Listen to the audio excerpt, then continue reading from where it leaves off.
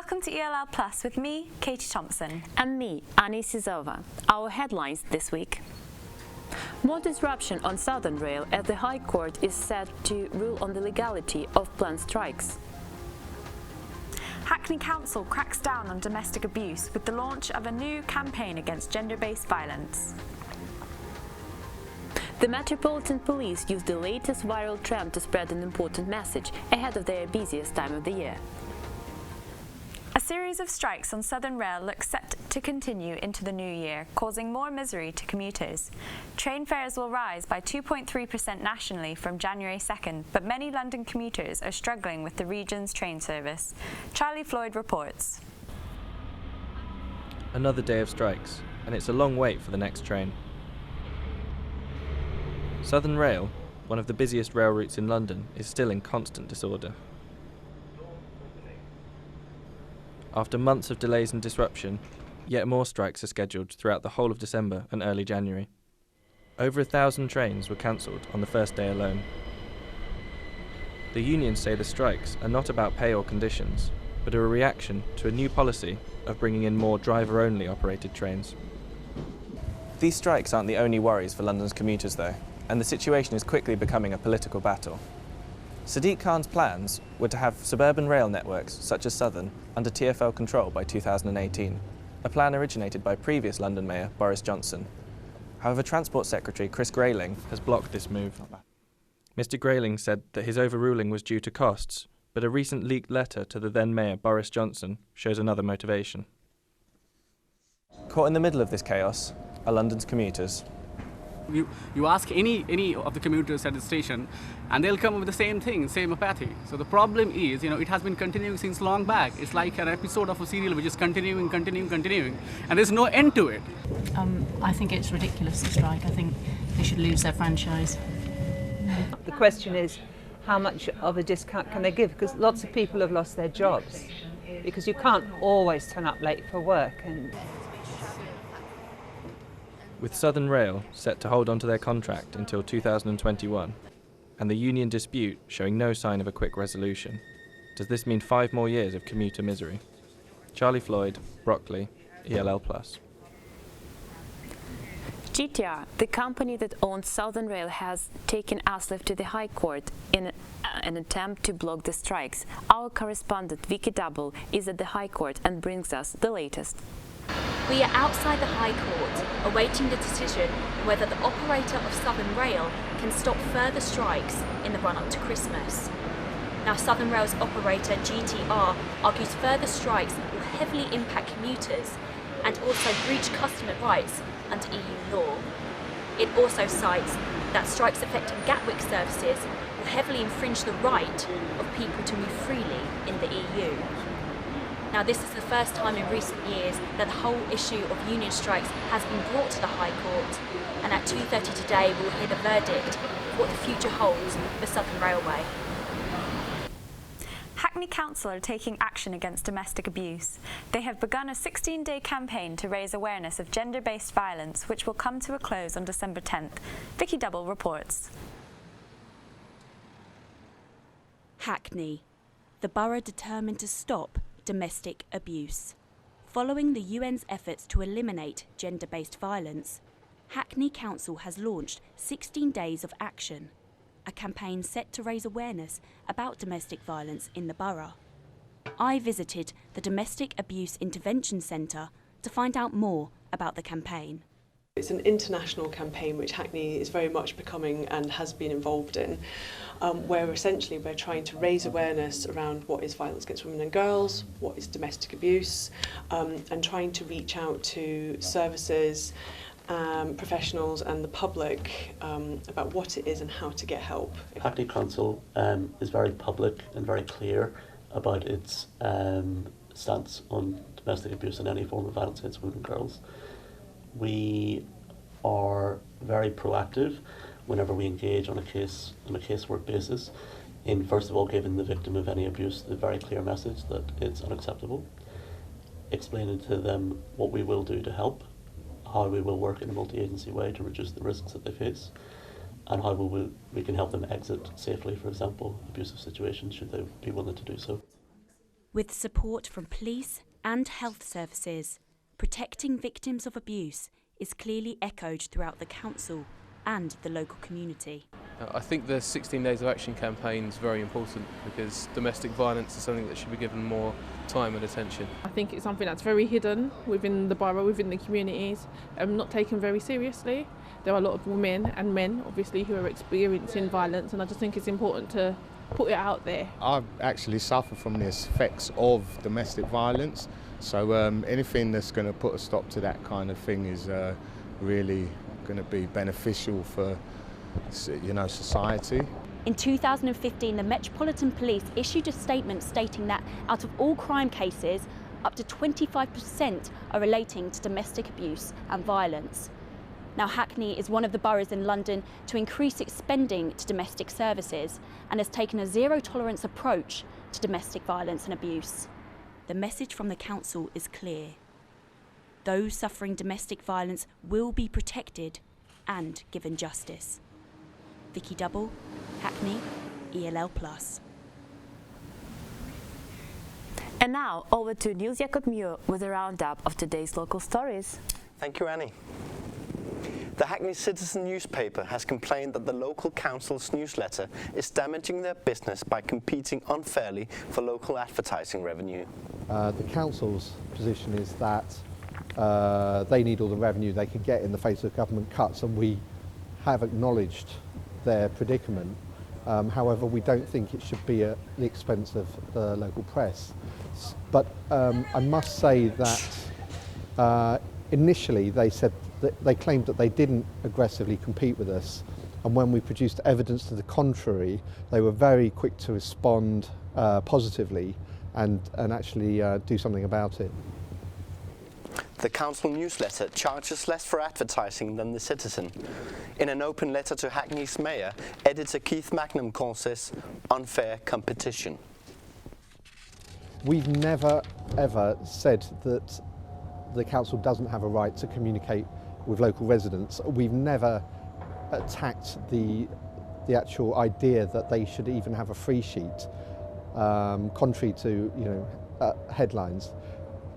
All we're asking is that they don't take advertising, and that it's funded, and that they offer subsidised advertising that's paid for partially or mostly by the taxpayer.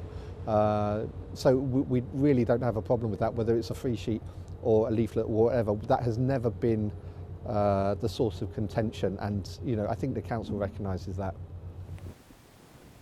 The council's Hackney Today comes out twice a month, although regulations state that council newsletters may not be published more frequently than 4 times a year.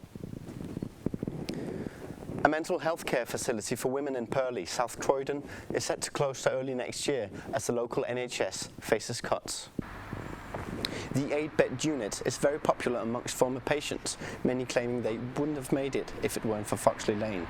At a public meeting, the Croydon Clinical Commissioning Group and the South London and Maudsley NHS Trust explained their decision. Foxley Lane, as it currently operates, is very different to how it was initially commissioned, initially thought about. And although there are a small number of admissions which are potentially appropriate, there's a significant number that really we are not particularly happy about, and that community-based services, particularly home treatment, that have developed over the period have, I think, greatly reduced the demand for this kind of service, and the financial reality that we live in, that Foxley Lane has to be questioned as a viable service. The plan is to replace the services currently provided by Foxley Lane with in-home treatment services and a new women's-only ward at the Bethlehem Royal Hospital. A new study by the insurance company Protect Your Bubble reveals that Hackney is the worst place in London to park your bike if you don't want it stolen. Apart from transport hops and the shopping centres around London, Torheat Close in Stoke Newington tops the list. This quiet residential street is located in front of the Castle Climbing Centre, which visitors claim sees a lot of bicycle thefts in spite of the climbing centre's efforts to warn bike owners. According to figures, almost 1,500 bicycle thefts take place in Hackney over the course of a year. That's 4 thefts every day.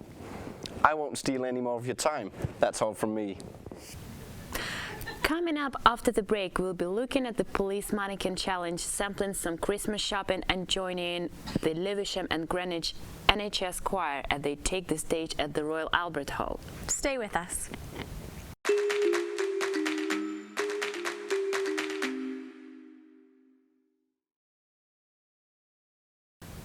Last year, staff at Lewisham and Greenwich hospitals released a Christmas single. It went to #1 in the charts, raising money for charity.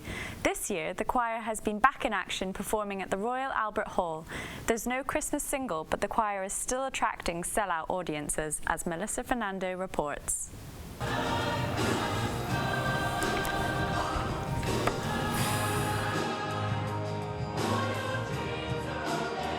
There's always competition to reach the coveted #1 hit single slot at Christmas.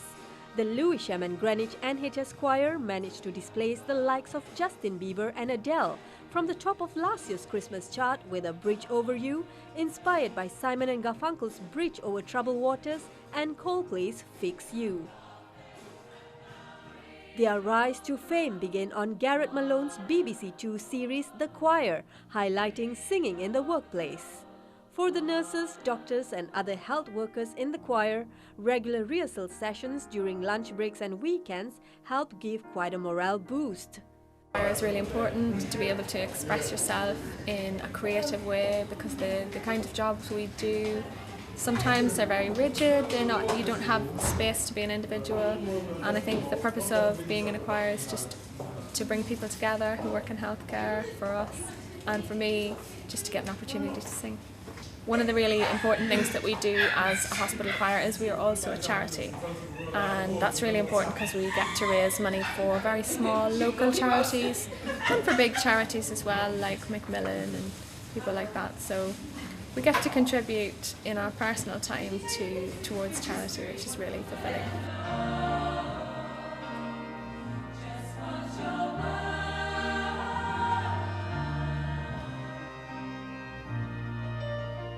Following on from their chart success last Christmas, this year the choir have taken part in various charity events.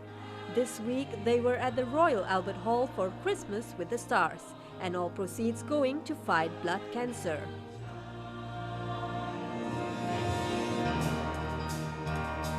We've released an album recently, and at the moment we're still supporting that with most of the work that we're doing. We're learning lots of new material as well, and we're taking part in various charity drives. There's no Christmas single that's coming out this year. We're just trying to support other things, but there is a Christmas campaign which has used the NHS Choir within it to sing Baby It's Cold Outside, and that's the NHS winter campaign, and staying well this winter. With more Christmas concerts going on the following weeks, the NHS Choir is ready to heat up the Christmas spirits. Melissa Fernando, Royal Albert Hall, ELL+. Tis the season of merrymaking and parties, but it's also time for the police to warn drivers about the dangers of drinking and getting behind the wheel of the car. This year, the Metropolitan Police have resorted to some rather unusual publicity methods using craze which originated in America, the Mannequin Challenge. Jockey Coleman reports.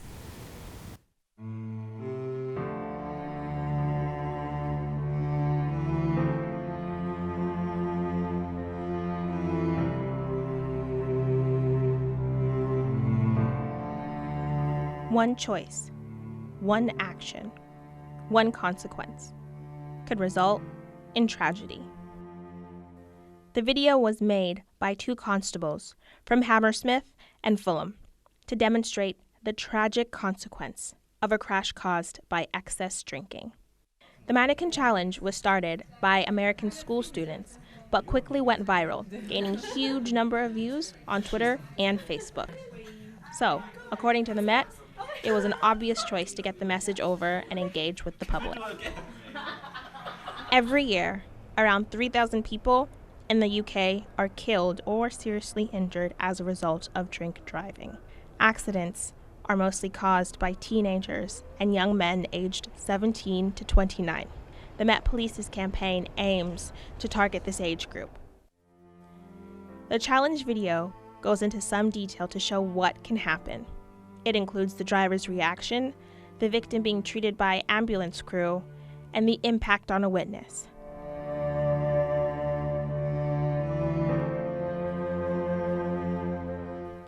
Since the video started circulating on social media, it has been retweeted many times. But what does it do for the community relations, especially when a policewoman herself has been caught drink driving? In October, a Met police officer was arrested for drinking and driving and was suspended in result. But just recently, the Met Police produced a mannequin challenge video to bring awareness to drinking and driving during the holiday season. Was this a genuine way to bring awareness to the public? Or do the Met Police have an alternative motive? I feel that they done it for publicity because they know that that's what the youth are doing now, so they just wanted to get their attention. I think it's double standards. That scheme that the police has got running, to me, is double standard. It's like the pot is telling the kettle that his mom is black. I don't think the Met Police are doing anything wrong. They're just following trend. I mean, look, end of the day, their message is predominantly aimed at the youth market. The youth that are probably going to go out, drink and party all this Christmas season, and the mannequin challenge is what's current for that youth. So if it's going to make one person think about drinking and driving, it works. It's best to inform people that know not to drink and drive. If they have to drink, then get somebody to drive them who doesn't drink. The mannequin challenge may depict a moment frozen in time, but the police say they'll be proactively patrolling to stop and arrest drivers over the limit. Joki Coleman, Lewisham, ELL+. Amongst one of the most bizarre Christmas gifts for sale this year is a tour of Jack the Ripper's East End haunts. The 19th century serial killer still seems to fascinate many people, as our reporter Annie Sazova went to find out. Whitechapel. Today, it is an up-and-coming part of East London, but more than a century ago it was a very different story. One of the most notorious criminals of the 19th century stalked the streets. His name is still unknown. People call him Jack the Ripper. His first victim, 39-year-old Martha White, came out of the pub. She didn't know yet it was her last evening. She turned to her left to Gunthorpe Street and tragically disappeared. Martha's dead body was found at 5 a.m. by 2 policemen. Then 5 other women were found dead in different parts of the area. They became known as the canonical 5 victims of Jack the Ripper. A lot of people see the Jack the Ripper murders as being exploitation of women. I mean, they were bloody, they were ghastly, and what Jack did to them was really horrific. In 1888, people didn't think like that. The prostitutes that Jack killed, well, actually, some of them started up in the middle class. They weren't just prostitutes. They had been respectable women who had had very hard and horrible lives. The first modern serial killer has become a valuable source of income for the tourist industry. A guided tour around Jack the Ripper haunts attract more than 100 people at a time during high season at the cost of £8 to £10 per person. It's certainly an infamous event in this country's history, and it was an awful thing that happened during an awful period in East London's history. So we don't like to promote that side of it. It is a fact, it happened. People the world over still want to know how, why, who, when. And while there's still that fascination, we will be doing our tours. The continuing fascination with Jack the Ripper seems to know no bounds. A gift of a tour of his haunts must be one of the most bizarre Christmas gifts this year. Annie Sazova, Whitechapel, East London Lights. The Christmas season is well underway, which means London's Christmas markets have started trading. Greenwich Market sells a range of local arts and crafts, as well as food and drinks for Christmas shoppers. Our reporter, Sabrina Boateng, went to explore the market. Throughout December, towns and cities across the UK come alive with stores upon Christmas markets. The build-up to Christmas in Greenwich is always a special occasion, with carols, the unwinding with a sip or two of mulled wine, and festive activities. Attracting shoppers from all over the UK and beyond, tourists and local residents come to Greenwich every year in search for the perfect Christmas bargain. It's in quite a niche place, so if you're coming into Greenwich, you've got all the heritage. You've got the Cotty Sark outside, which, and it's just it's really well laid out, nice little market, really.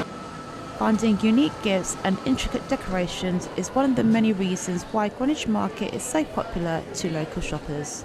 It's got that nice little warm feeling to it, really. I mean, everything looks like, handmade. It's got a different approach to it, really.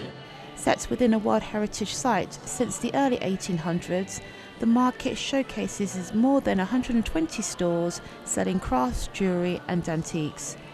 The meaning of Christmas can be a special occasion to many residents as they reunite with their loved ones. Oh, family, mainly. That's basically family. We always get together. And my wife and I sort of depend on the family. We've got a really good one. The market will be open until the end of December, giving kids the opportunity to visit Father Christmas, an exciting and magical moment. Sabrina Boateng, Greenwich, ELL+. That's all from us. Thanks for watching ELL+. To play us out, here is last year's Christmas #1 from Lewisham and Greenwich NHS Choir.